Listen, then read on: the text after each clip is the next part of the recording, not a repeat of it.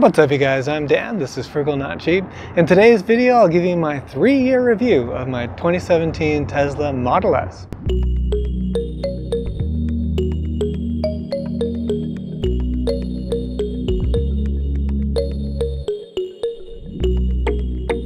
So I bought this car 3 years ago in early 2021. It was actually delivered in early March. I paid $38,000 for it. As you remember, used car prices went kind of crazy during COVID. This is kind of at the beginning of it before it got really nuts. At one point, the value of my car went up to $45,000. And of course, since that time, it has come down. I purchased it with about 65,000 miles, and now we've got about 85,000 miles on the odometer. In other words, it put about 20,000 miles in 3 years on the car. I've driven it all the way from New Hampshire down to Texas and then back up a ways to Tennessee and back down. I've taken it down to San Antonio, so done a lot of road trips, a lot of local driving, just have gained a whole lot of experience with the car, and I've also been able to see how it's kind of grown over the years, which is something that you can't say about most cars. The key thing with Teslas is that they do get better over time. So we'll talk a lot about that. But basically, I did this very detailed, over an hour-long review of the car back in the day, so you can check that out to get what my impressions were at the time. But today what I'll do is just give you a kind of a quicker version of that, sort of more of the updates.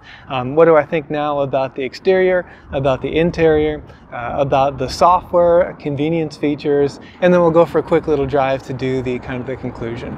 So the first thing to talk about is the exterior, and here I'll say that I think it's really stood up to the test of time. I think it's really quite a beautiful car. The headlights still look great. There is chrome trim, which is something that Tesla got rid of in the cars more recently, things since around 2021 or so.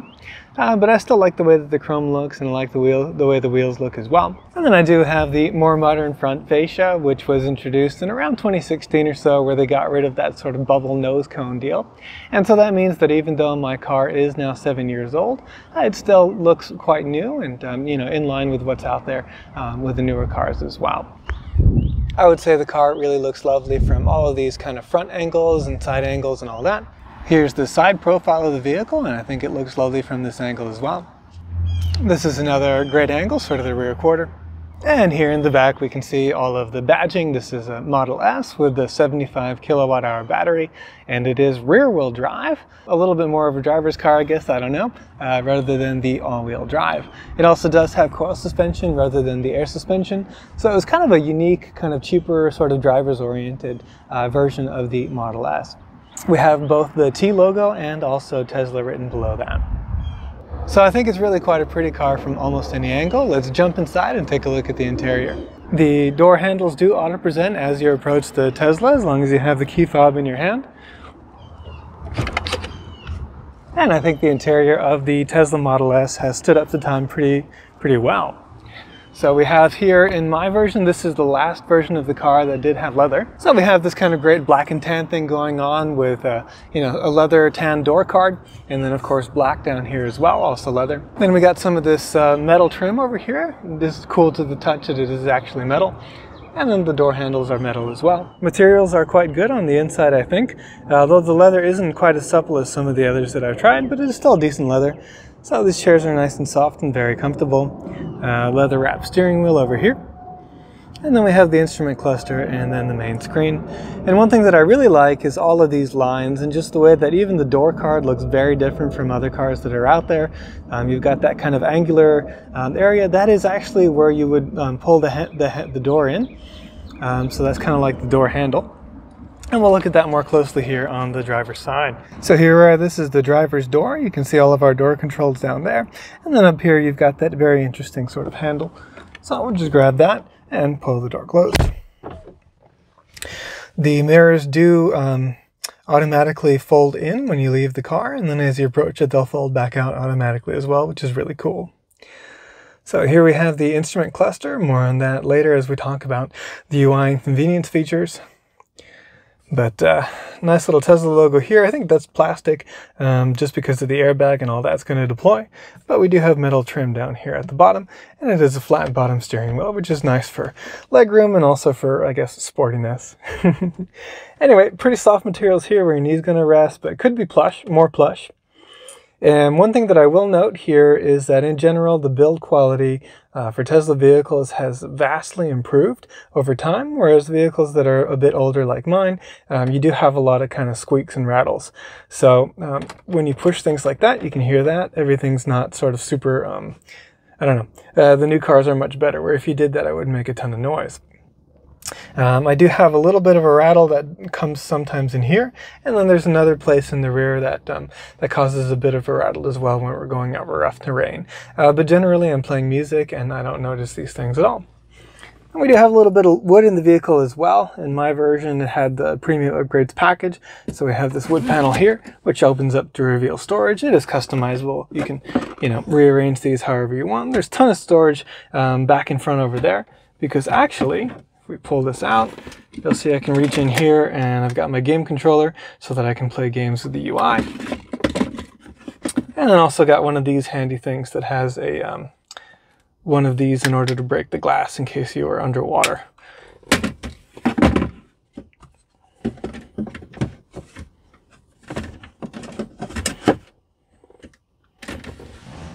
Okay, I guess we might as well look at the center console while we're at it. So you also have this space here, which provides additional storage, and you can also plug in your USB-C phone, and it is possible to change out that plug over there if you had one of the older phones.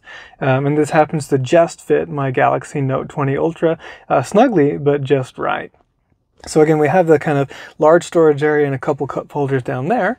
And then we also have more cup holders here on the armrests. So nice leather wrapped armrests, but you can slide these back individually to reveal additional cup holders.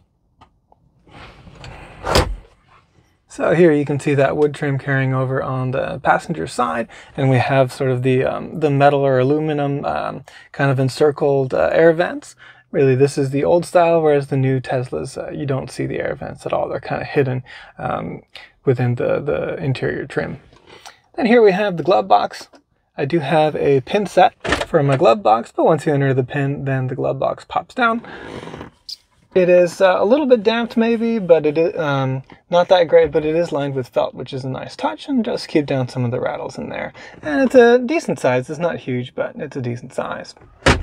Okay, this is an additional accessory that I got for the center console. Just bought it on Amazon. It's a nice little slide out tray that has a little bit of felt and some rubber.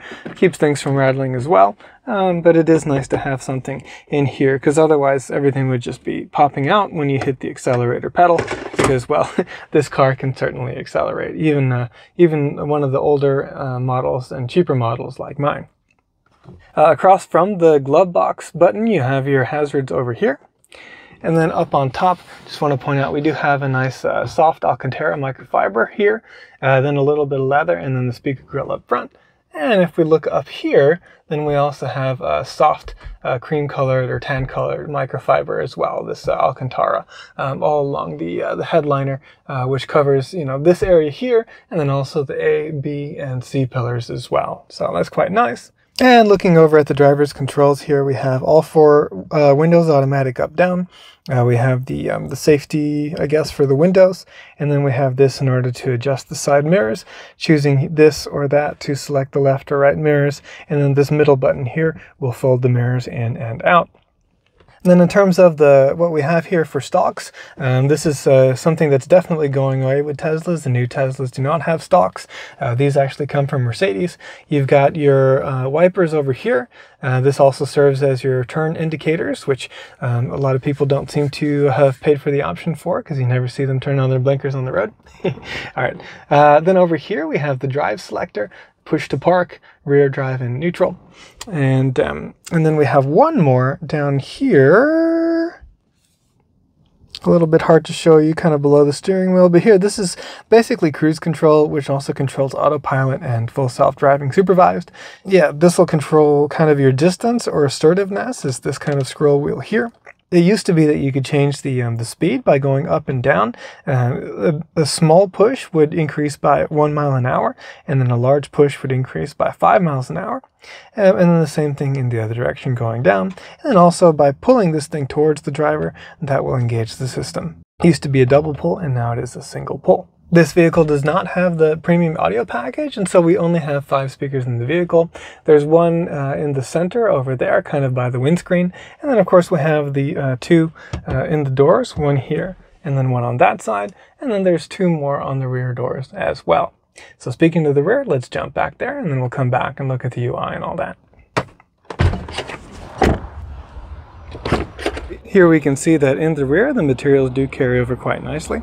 Jumping in the back, again, door cards very similar to what we have in the front. You've got your automatic up-down windows here, and then you have that speaker here in the door as well. Door thunk is fine, maybe not as solid as some of the newer cars as that you might have. And then, you know, stuff does kind of, can make some noise if you push around a little bit. But a little bit more wood carrying over here on the back of the center console. You do have air vents, which is nice. You can't control them. And then you have 2 USB-A ports. Again, this is a 2017 car, so you're not going to be seeing USB-C. Nice thing though, if you push this, boop, you got a couple of cup holders here for the rear as well. And that's good because the center armrest doesn't fold down at all. This is going to be a 60-40 split, still leather here in the back as well. But there is, again, no center console. There's also no coat hooks. That's something that's been added in newer vehicles. But you do have some good map lights. Now, looking at the back of the seats here, this is a soft touch material. Which is nice, but there isn't any kind of pocket here, you know, to place anything. So storage is relatively limited in these cars, because you may have noticed that the doors don't have any kind of pocket storage, door pocket storage, and that's something that's common on newer cars, but just doesn't exist here on these older Tesla vehicles. But still, this car can hold plenty of stuff, that's for sure. So speaking of which, let's jump back and take a look at the trunk, and then we'll look at the front. In order to open up the trunk, all you do is you double click the back of your key. And the Tesla key does look like a little card, by the way. I have it in a little leather pouch, but anyway, it's pretty cool looking. Should remind you a bit of a Porsche. So here we have the trunk. It is quite expansive. You can fit things that are about, I think it's about 36, 37 inches across. The height's quite similar, very good height. And then you do have storage here in the 2 corners. And then there's some more storage under this this little divider here as well, which is pretty cool. But of course, the best thing of all is when you open up the back seats. Push those guys down. Again, there's the sort of 40%, or maybe, I don't know, maybe 30% or so. And then pushing this one down, then we have plenty of room back here. Uh-oh, it looks like my seat got a little bit damaged there. Oh, that stinks. So it is very convenient that this is a hatchback and you have all this tons of storage. There's a button up here, so you just push this button and that will close the hatch. Let's move to the front of the vehicle and we'll take a look at the front trunk. So to pop that open, again, you use the key and you're just going to push the front instead. And it's a double click and boom.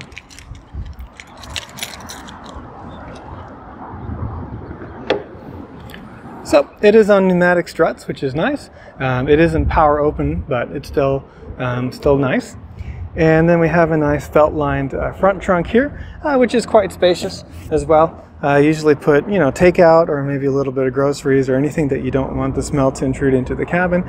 Good to have here. And as you can see, I also have my extra charging cables.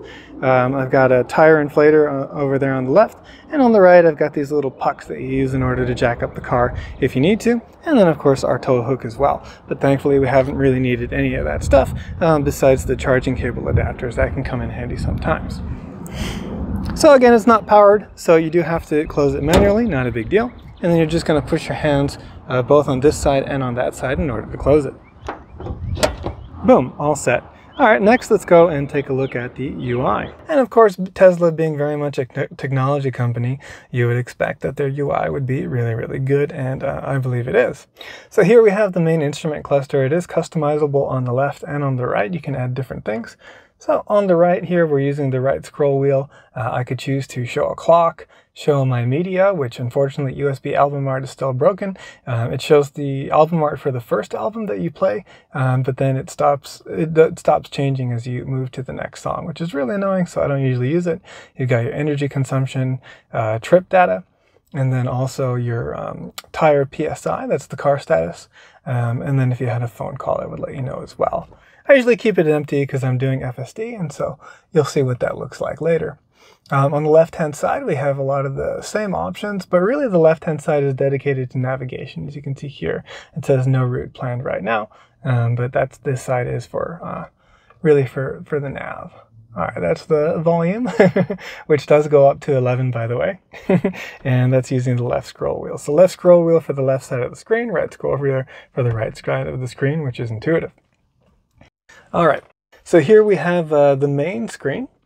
And here you've got a number of icons at the bottom. They are slightly customizable. So if I were to click here, then you'd be able to see all of the different items that we can have. So you can put in your different defrosts. This car does not have the winter cold weather package. In other words, it doesn't have a heated steering wheel, nor does it have rear heated seats. But we do have front heated seats with 3 levels. We also are able to so of course defrost the rear and the front will also do the mirrors, I believe. And then we have all kinds of useful stuff. So we got the cameras, a dash cam, energy bar. So let's take a look here. These are the basic rear view camera. And if we hit here, then that will expand. And now we can also see the right and left repeaters as well. Boom. And it's kind of a 2-stage to close that down.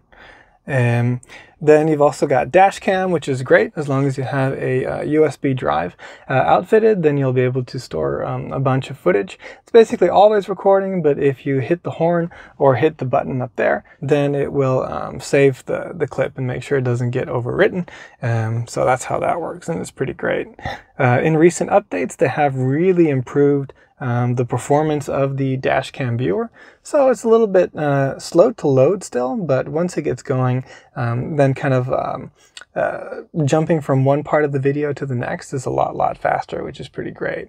So here we'll have all of our Sentry mode stuff, and so you can see here there were some people near me at the car wash, and you can pick which one, and then you can see oh, that was probably me, actually.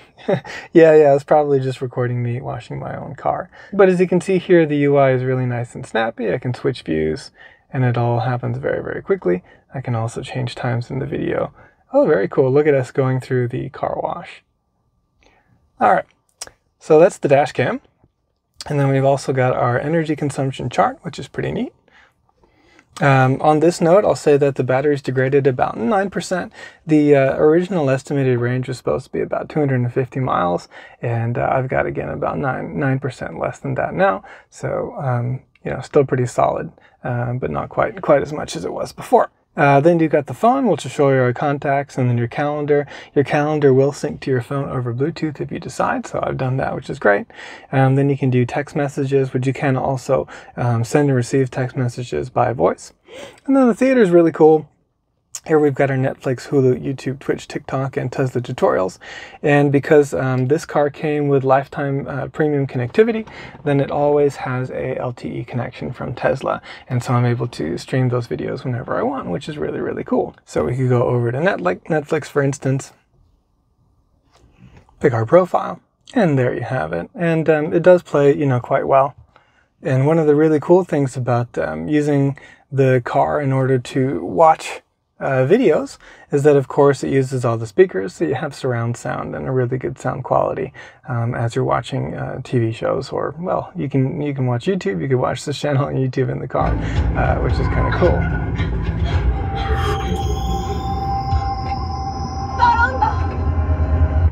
All right, so we don't want to get copyright striked, so we'll just shut that one down. And then also we have the arcade. So as you recall earlier, I was showing you my my game controller, and that's because in the arcade section we can play a lot of games. So there's the beach buggy racing using this wheel, and then there's a bunch of other games as well, including a Fallout game. I recently saw the Fallout TV series on Amazon, and I really quite enjoyed it, actually. We don't have all of the games that some of the newer cars have, and then, of course, definitely not all of the games that the new Model S and X have, that have basically Steam capabilities, so you can play, you know, even Witcher 3 or a bunch of different games on them. Can't do that on this one, but it's still pretty cool. And, of course, you have a great UI, very useful screen here, and very snappy as well. The performance is really, really good. Some of the best in the game. But probably the coolest thing is, like, if I wanted to go all the way down to, let's say I wanted to go to San Antonio, right? So here we go to San Antonio, Texas. It is going to map out the entire route, and it's going to show all of our charging stops as well. So right now it's kind of working on it. We'll give it just a second here, and it should be able to decide on all of the stops that we'll have and come up with the fastest way to get there. So we're still calculating. Here we go. So now that's all calculated, and so you can see basically we would go here. All right, and so here we can see our route, which would take us all the way down to basically the Troy or Temple area to charge up. And then we'd be able to continue on our trip and get all the way down to San Antonio. So only one charging stop would get us all the way down to San Antonio with 17 percentage points of battery left. So that's pretty great because this trip is 2 hours and 20 minutes and it's 144 miles. And in case you're wondering how much time we'd have to spend charging, here it says it would take 35 minutes. But I actually would probably change the way that I did the trip. So we're arriving with 21 percentage points of battery. That's actually quite high. And so that's why it's taking so long to charge. I'd probably wait and find a charger that's a little bit further down, let the car get down to more like 5 or 10% state of charge, and then go from there. And that would reduce our charge time and probably reduce the trip time as well, depending on where we wanted to stop for lunch or anything like that, because there's a ton of chargers out there. So speaking of there being a ton of chargers, if you hit this button right here, it'll show all of the chargers. And here you can see there's just a ton of charging nearby and around. So yeah, it's pretty great. And I'm looking only here at the high-speed chargers. You can look at the low-speed chargers as well, but we don't care so much about those. So you can see all the major routes are really covered. It'd be a little tougher if you're kind of going in the middle of nowhere, but there are other charging capabilities if you're out there. There's adapters so that you can plug into the different kind of RVA style outlets. That's an option as well. So I guess on the UI, kind of to sum up, I would say that, it has continued to receive a lot of improvements over time. And so I think that, performance remains very snappy. It continues to look really, really good. I mean, here, let's take a look at all of the vehicle functions really quickly. I mean, this is getting long. I don't want to kind of do a complete rehash of it. But all this stuff is very, very responsive as you're moving around. And there's so much cool stuff that's here in the software, and so we'll talk about that in the next section on the convenience features. But just to sum up again, I'd say that the UI really, because they continue to receive updates and it continues to be modernized, absolutely stands up there, and it's among some of the best in the automotive industry, I would say, if not the best. I'm a huge fan of the Tesla UI. In fact, there's a friend of mine that was shopping for cars online, and he was saying that he really needs to have, Android Auto, or I think it was Apple CarPlay or something like that. And that's something that you would think until you got a Tesla. Now, everyone's going to have their own preferences, of course, as well. But I find that the Tesla UI is much better than having Android Auto, for instance. I don't have much experience with Apple CarPlay, but yeah, the Tesla UI is really great. And there's a lot of reasons why you want to use the Tesla UI. Anyway, one of those being that if you navigate to a supercharger, then it'll precondition the battery so that when you get there, it's able to charge as efficiently as possible. So that's really, really cool. So that is kind of one convenience feature. Other things that we can talk about over here while we're in the car, I think would be safety stuff. So we have Sentry mode, which is really cool.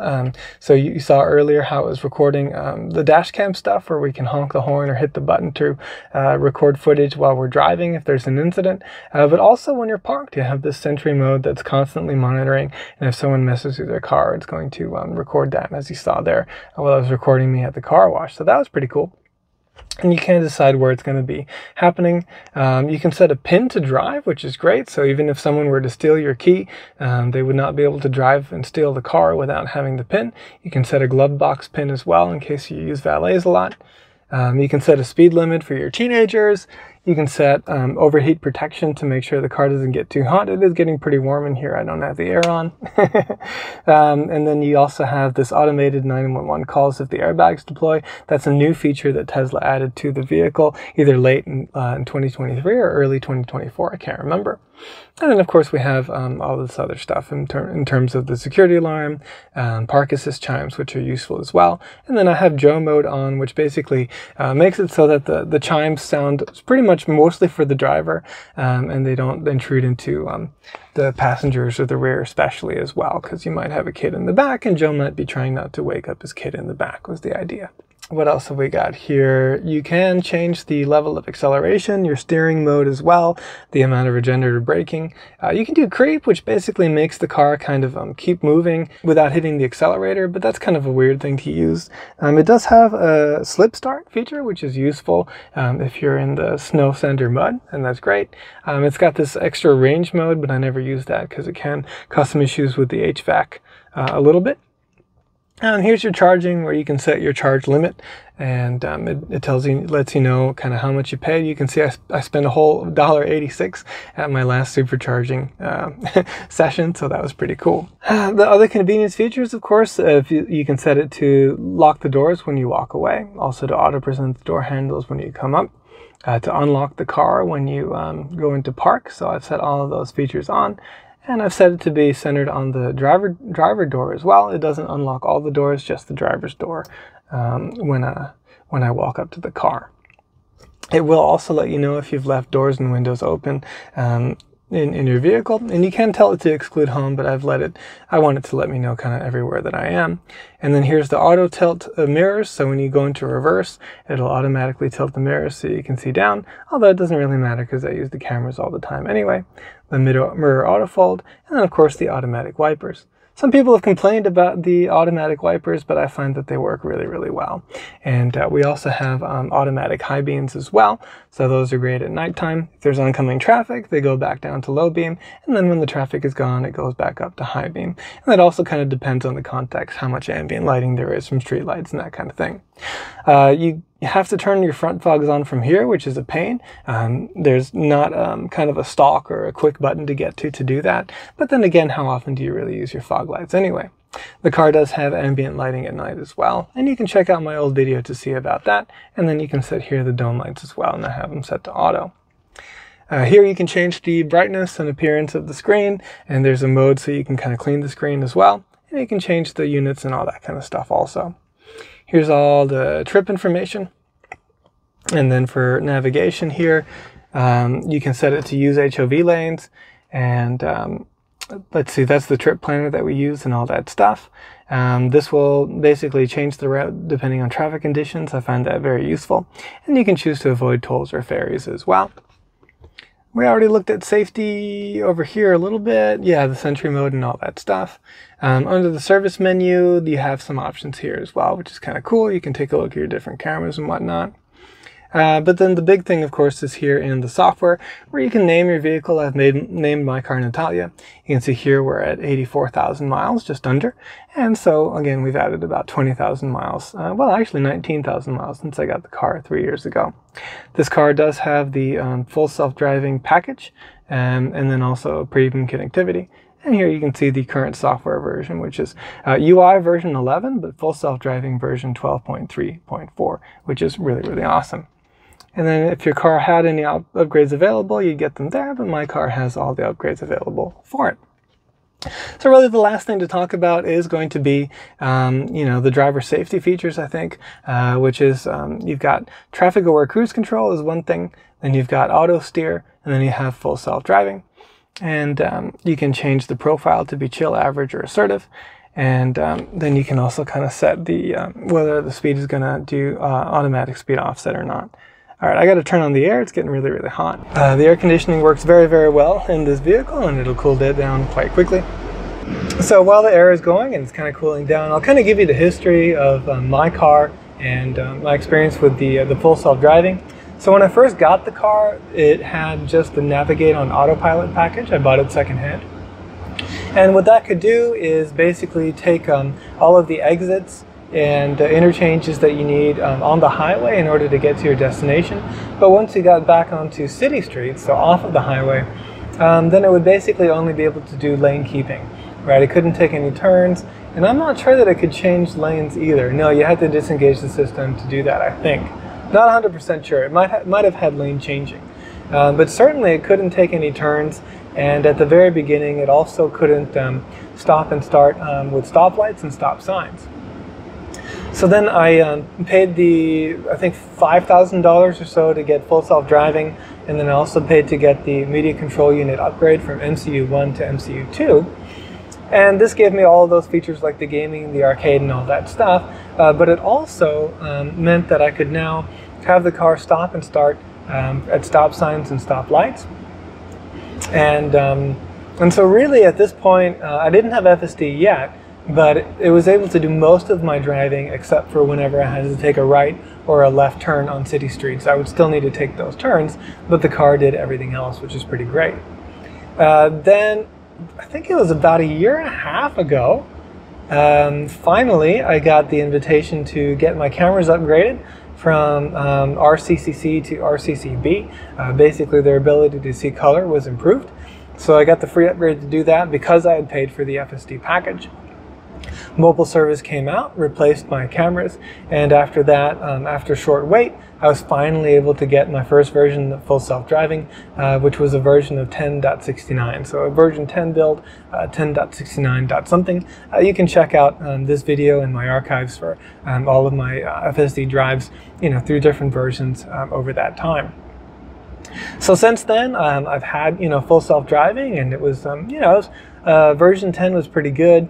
Version 11 added the highway, and so it kind of improved its performance on the highway as well. But it did get a little bit hinky there with version 11, kind of the second half, I'd say, of 2023. I found the performance on city streets for version 11 starting to degrade over time. It was kind of making more lane selection errors, sometimes getting into a left turn lane over and over again, and when it shouldn't have. So all this got pretty annoying. But then recently, here in the month of April 2024, I finally got version 12 of FSD. You can check out my first drive video and learn more about that over here. But suffice to say that over time, the driver safety features have been improving significantly. This is an incredibly safe vehicle that will stop for most obstacles, and really takes over the vast majority of my driving. 99% of my driving is taken over by the car. And so I'll put in a destination in the navigation here, and we'll go for a quick ride, and we'll talk about that, and then we'll talk about kind of the conclusions of my review overall. So let's just take a quick little drive over to, I think we'll go to Kroger. So there's a pin to drive, and really cool thing is that this pin pad moves around the screen, so someone can't look at your fingerprints in order to figure out what the pin is. And just push on the brake in order to activate the ability to do the drive selector. And then that down to drive. I really like the animations that you can see in the instrument cluster. They're really cool. As you can see, the navigation shows up on the left-hand side, and on the right would be whatever else I'd put. But with the full self-driving supervised package, you can see, basically keep an eye there on the wheel and on the little thingy. I'm going to pull back on the cruise control stalk that I showed you earlier. That was kind of down below the steering wheel, and that's going to engage the system. So the system's engaged, and you do need to, of course, pay attention. And the car's kind of trying to figure out, like, okay, where am I? How am I going to get out of here? I'm kind of in this kind of unusual place. So I'm just going to push the accelerator a little bit to get it going. Okay. It's still trying to figure out how we're going to get there. I've put the left turn indicator here, and what I'm hoping it'll do is take a left turn. No, it's not. All right, so I'm going to have to take over here. It's just not able to find its way out of this parking lot. All right, let's engage now. So the full self-driving system is engaged. You can see here it's doing its auto speed, so it's going to decide how fast to go. And it's my job just to supervise the system, make sure it doesn't do anything unsafe. So I've got my foot covering the brakes and the accelerator pedal. Car moved away. We have a good opportunity to go if we're a little bit assertive. Here we go. And boom. Nice acceleration coming out of that turn. Very comfortable. Ooh, we're hugging the right-hand side a little bit too close. It's a little bit uncomfortable. It's a weird behavior here with version 12. I'm not sure why it does that. We didn't quite scrape, but it's a little closer than I would like. And then after a minute, it seems to kind of find its centering a little bit better. But yeah, I wish it would center in the lane a little bit better.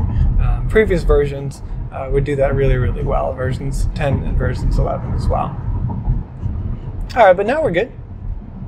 Centered in quite nicely. I've got my hands on the wheel, of course, the whole time. Applying a little bit of torque lets the car know that I'm paying attention and keeps these little steering wheel nags away. Whereas if I wasn't applying that torque, then it would be nagging me to put a little torque on the wheel, so the system knows that I'm paying attention and not being an idiot. Here we go, right turn signal came on early. And it's getting into the appropriate right turn lane because we have this right turn here. We got lucky there with the green light popping up. Kind of did want to show you what it would have done if we had a red, because it will do right on red when it's safe. And here we go. It's a Sunday, so we don't have to worry about the school zone speed limits, time-based school zone speed limits. And you can see we're going 43 and 40, which is pretty acceptable. So, I mean, this is pretty awesome. Like, yeah, it had a hard time getting out of the parking lot, but once we got it out of the parking lot, it's able to do the entire drive for us, which is really great.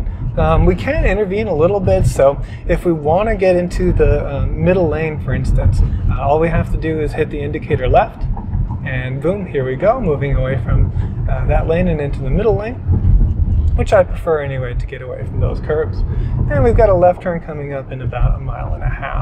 So that gives us plenty of time to kind of do the conclusion here and just talk about the car. So I guess, you know, going back to the looks, I think the car still looks amazing, even though the design is, you know, aged quite a bit.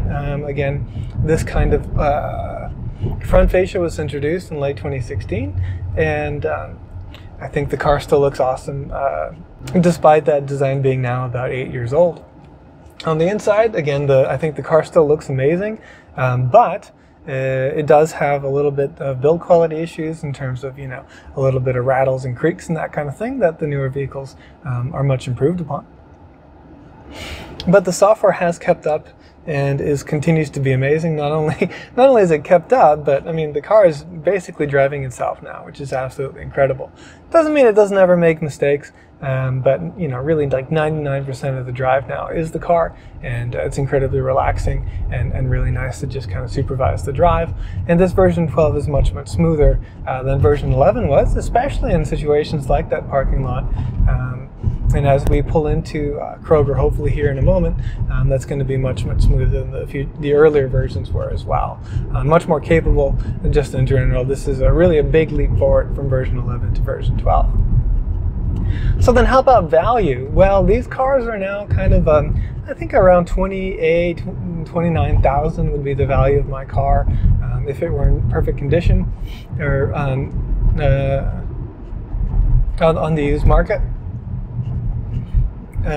For like a private trade, for a private sale, trading would be a little bit lower than that. But in any case, I'll put the latest estimate of what this car's value would be up on the screen. And so, of course, it has depreciated from the $38,000 that I bought it for over the last 3 years. But depreciation on kind of these luxury tier vehicles tends to be relatively high. It originally stickered for something like $75,000 or so. So yeah, I mean, it already depreciated quite a lot by the time I bought it, and it continues to depreciate. But that's not really all that bad. That curve is starting to flatten out. In terms of actual running costs, of course, I've had no oil changes. The gas, I guess, comes from the charger in my garage, and so I don't have to pay for that at all. So really all I've got is basically the state inspection, which is like $7 a year, the registration, which costs a little more. Texas does want, I think it's $100 or $150 for EVs beginning this year to register, because of course we're not paying any gasoline tax, and we should do our share of paying for the maintenance of the roads and what have you. But other than that, let's see, the only issues I've had have been I replaced cabin filters. I had to replace part of the front suspension at one point. That was one of the more expensive items. I'll put the cost up on screen. Oh, it was about to make the wrong left turn, but recovered, and did a good job recovering there. It's about to take the wrong left turn again. Oh no, it isn't. The navigation's telling it to go this way. So we'll just do what the navigation says. I wonder if this is an easier turn than the one up there. I'm not sure. But anyway, it's got a nice opportunity here to make this turn, and it made it nice and smooth. Wow, that was incredible. And so this is an alternate way to get to my local Kroger. So here we make this right turn. You can see a lot of other people have been scraping up these curbs. You can see kind of all the black on them from people's tires. And the car's getting a little bit confused here about where to go, but all right, recovery, here we go. Doing a pretty decent job. The wheel's not too jerky. It is definitely better than it used to be. We gotta continue forward here. It did slow down nicely for those speed bumps. That's something that version 12 does that version 11 never used to do.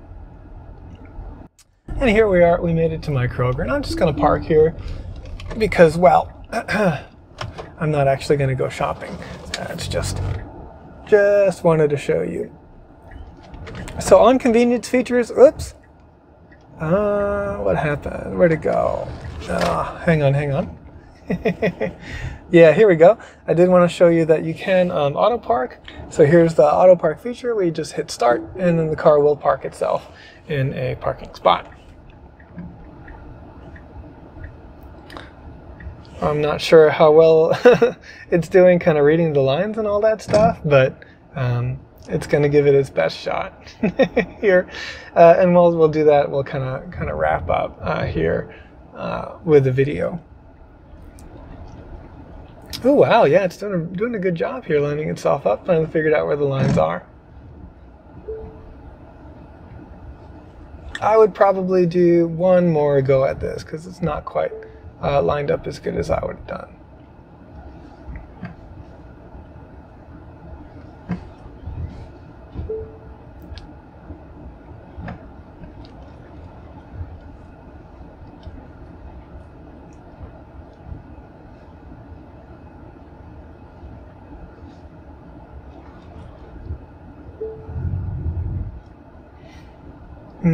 All right, we're just going to have to stop here because there's a car over there that wants to get out. But this car ended up doing a pretty decent job. Yeah, if it parks now, I would say that it's done quite a good job. Yeah, there we go. Parked very, very nicely. So let's wrap up that discussion about cost. Besides having to do the suspension and then also getting a few new wheels because the roads are really bad out here in Texas, a lot of potholes. Other than that, and then initially getting the drive unit replaced because it was a little bit noisy. They did that under warranty, which is great. The warranty is still in play for the drive unit, by the way. The drivetrain warranty lasts for 8 years and unlimited miles on this car. So that will be good until October of 2025, which is pretty awesome. So it's been relatively low cost to maintain and run, definitely low cost to run. In terms of insurance, used to be about $1,300. Now I'm paying about $1,450 per year. So not super cheap, but here we have a lot of hail in Texas and a lot of accidents too. And in fact, I got in an accident, which is why my car is not quite worth the number that was on screen. It's worth a little bit less. I'll probably discount it by about 10%. But in any case, it is an absolutely amazing car. I'm super, super happy with it. Absolutely zero regrets in having bought a Legacy Model S. Would I do it again? Well, the thing is that I just think that these cars look so much better than the Model 3.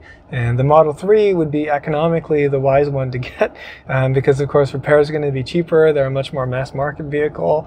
And in some ways, the technology is, more modern as well. But I just think that the Model S is such a beautiful car. And, this is my dream car. And not only has it been my dream car since I got it, but it's continued to improve over time. The last thing I'll add is, man, even the music has improved over time. It's only got the 5 speakers, but the sound system sounds absolutely incredible. And then, now with version 12, it drives itself really, really well. So really crazy. Can't believe that this is my car. I feel super blessed to have it. And yeah, hope you enjoyed today's video. If you did, please hit the like button and consider subscribing. Thank you very much for watching, and I will see you in the next video.